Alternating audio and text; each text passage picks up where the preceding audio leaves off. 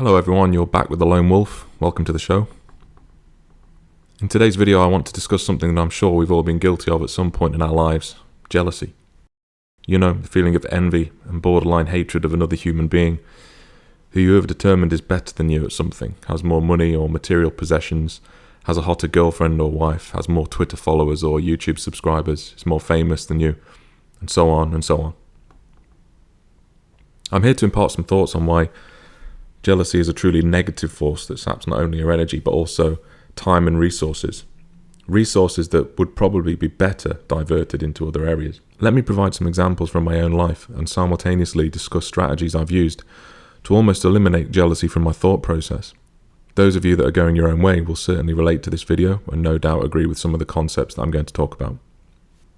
First, I'm going to address jealousy from the perspective of male-female relationships. Back when I was in my mid-teens at high school and obviously loaded with testosterone, as all guys are at that time, it was about 6 years prior to my decision to go my own way, and I was still a simpy guy that put women on a pedestal.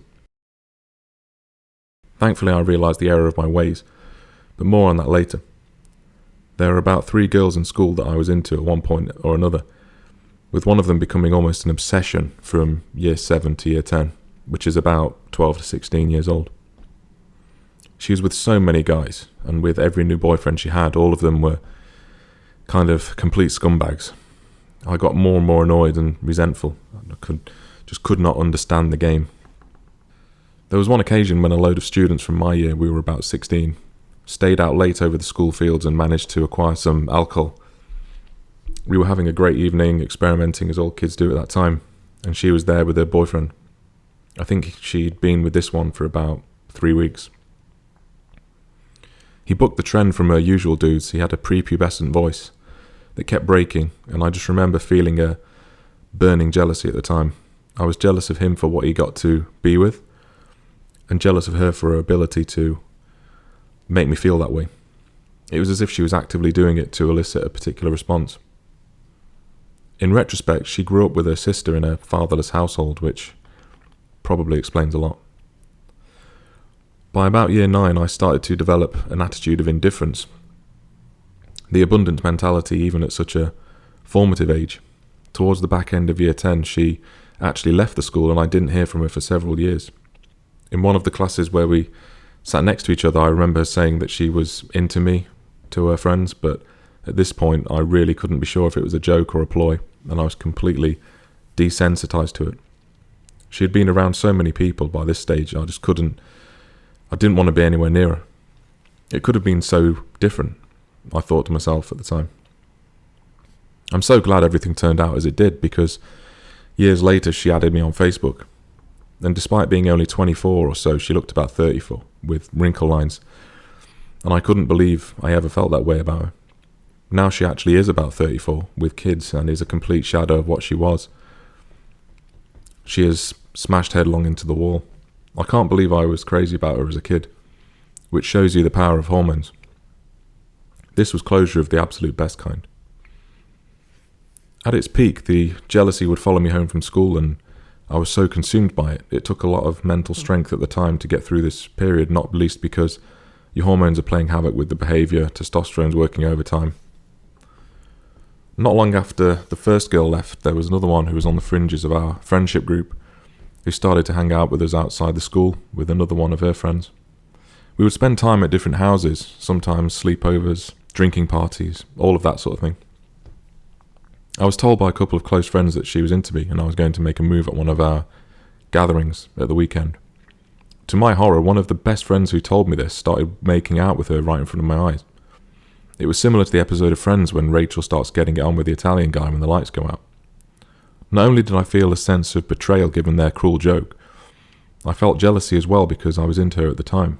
And again, this saps a lot of energy and makes you feel down for a while, not least because he remained within our social circle and she went with him everywhere. Having to watch them get it on with each other in front of me for about 2 years did annoy me, but like exposure to a poison or a virus, you do become immune to it over time. With that said, these emotions make you weak, not strong. I don't regret, though, what it made me into. After our college studies, or the sixth form, so 17, 18, Both of them went off to different universities and I entered the workplace. I broke off all contact with the so-called friend. He was arrogant, obnoxious, and although he tried to add me on social networking, years later, I ignored these requests. I can do without idiots in my life, you know. She went on to university and by all accounts was extremely promiscuous, bedding anyone with a pulse. She has since moved back to the town we went to school in, our hometown, and she has moved in, it seems, with a short, fat, balding guy who looks fairly ordinary. They are now married with a child, and she is twice the body mass she was when we were 18. Revenge once again, and another bullet successfully dodged.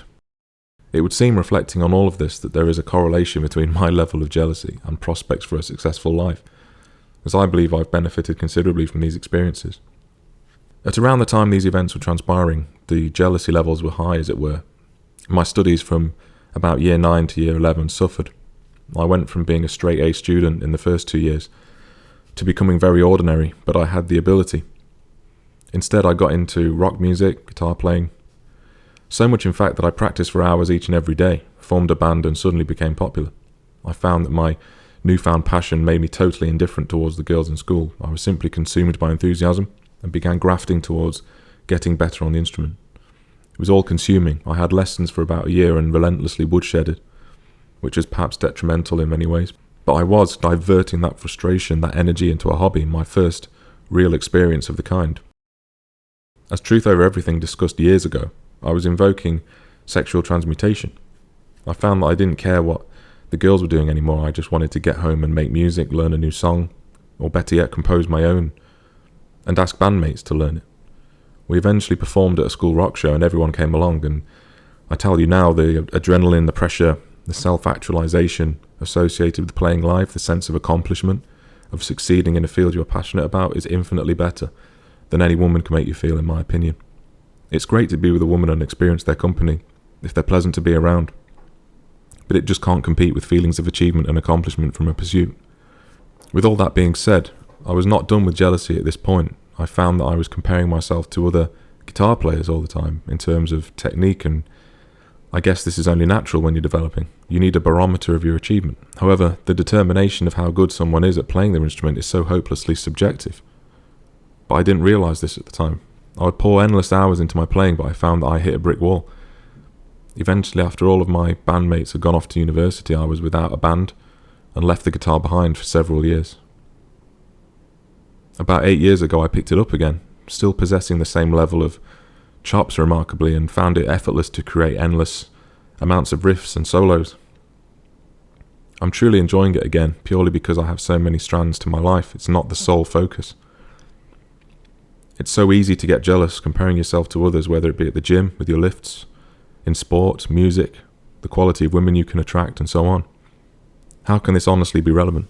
I had an epiphany after working in the private sector for about 4 years. I decided to go back to university.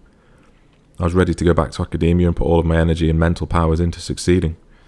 I did very well, but at times I was tempted to compare myself to other successful students on the course. But by now I was better at training myself. I'd developed my mental fortitude to consider all aspects of character in my assessments. I'm now thoroughly enjoying working in research and have a colleague who is 1 year older than me but much further down the line with his academic qualifications and success. Do I feel jealous? No. Do I envy him in any way about any aspect of his life? No. Do I want to learn from him and make use of his vast experience and knowledge and value him as a friend? Certainly. I value his opinions and advice, and he always has supportive words for me. I consider myself over jealousy for the most part. I used to get so angry when I'd see an 8 or 9 girl walking down the street holding hands with a guy that looked like his face had met the wrong end of a shovel. But these emotions make you weak. Direct them into passions and personal development.